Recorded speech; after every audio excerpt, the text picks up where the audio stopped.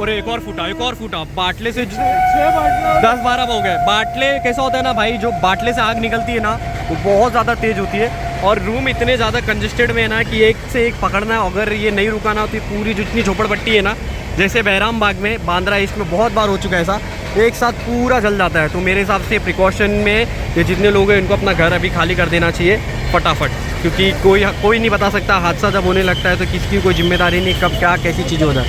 तो यहाँ से देखो ज़्यादा लोग हैं जो भी सब यहीं खड़े होकर